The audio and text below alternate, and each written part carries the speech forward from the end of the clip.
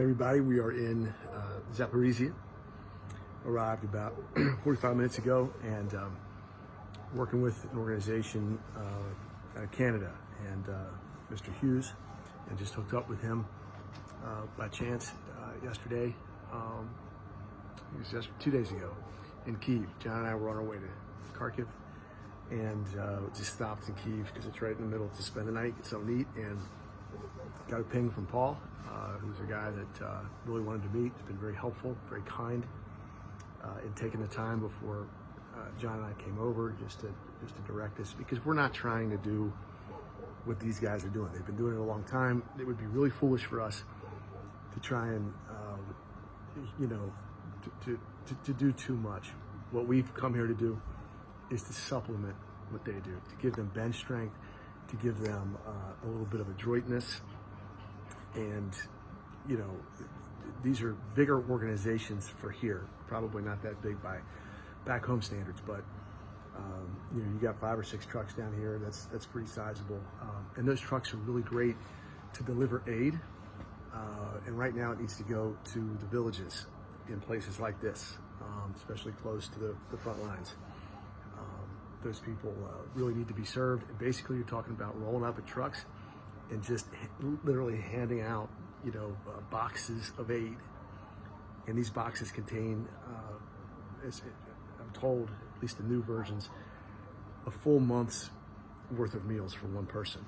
So, you know, Paul's got a whole bunch of trucks, and a lot of these other organizations, have the capacity to do that, and that's great. And you know, load up those trucks back in Kyiv. As I understand it, the aid dollars, you know, flowing down through umbrella organizations, some of it anyway. And there's a lot of red tape with that. So Paul is back at Kyiv dealing with that. So he dispatched the advance team. You know, the Americans are the advance team. No, I'm just kidding. He's got a nice operation down here, or a good network contact where I could show you, but it's a place down here in Zaporizhia. And we went down. You know, he kind of dispatched us a day early. The idea was that we were going to pick some stuff up in Dnipro on the way down. That didn't work out, but that's Ukraine. I mean, it's constant. You know, you're constantly trying to do that. So things don't work out. It's fine. We just stay in the car and head all the way down here. My understanding is he'll come down tomorrow, and again, he's got the big trucks and the big 8. What he doesn't have is small and nimble. And leave it to us, John and I, to get like the perfect car for evacs. We've got like a little Jeep Compass, and we can get in and out of places very easy, and that's perfect for evacs. So we're about, I don't know, 30 kilometers from the front lines, something like that. We arrived tonight. There was definitely some shelling, some sirens, of a kind that you don't hear back in like Lviv or Kyiv. But it's fine. And Vladimir got us something to eat, very, very kind. We've got great accommodations right inside, place to sleep, shower, all that stuff. Getting some tea right now. It's about 8 o'clock our time. It took about 7 hours to get down here from Kyiv. Went through a lot of checkpoints getting out of Kyiv, and definitely coming in this way. We wear our volunteer stuff and our vests, to clearly,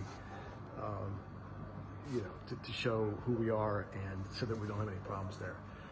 And we generally didn't today. So I'm excited to get to work tomorrow. Paul will arrive tomorrow night, but he's got people on the ground here. There's a million things that we can do. We will make ourselves useful.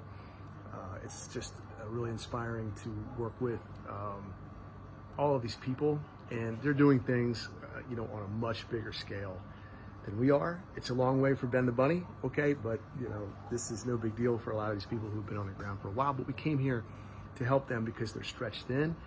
And one really big thing that we can add, I mean, look, we've got a small team that can step up as bench strength. We have a Russian speaker, and we got a car that can get in and out, because we're going into these villages where they need to get. It's close to the front lines. We need to drop off the aid, and people need to get out. And Not everybody can get out very super easily, and so we can be dispatched to go get them real quick. They can jump in a car. We can take them back to Zaporizhia. When we say we're in Zaporizhia, we are actually in Zaporizhia, but we'll service the area around Zaporizhia. So, it's a really great feeling to work with wonderful people. Really proud of John for making the trip. It takes a lot of courage and bravery to be coming for his first trip out of country, man. And he definitely has his moments when I gotta grab him and be like, dude, you get this. But I'm really proud of the guy, and we'll be asking for some money. We've got an army unit in Kramatorsk that really needs some help, and I've been able to put some things together and find some stuff. And so it's just constantly networking to get connections and be in a position to find stuff that is needed, to get that stuff via transport, and of course to pay for it. So thank you everybody back home for supporting the trip. And not everybody can do what we're doing, and that's fine. That's not a knock on anybody else. It's fine that you're there and we're here, but I can help here, and I feel strongly called to do that, and to help the Pauls of the world and the Nicks and all the other people who are doing stuff on a mass scale. We're stepping up. We're bench strength, just trying to provide a spark and bring a little love and make these guys help expand what they can do. So safe and happy. Slava Ukraine.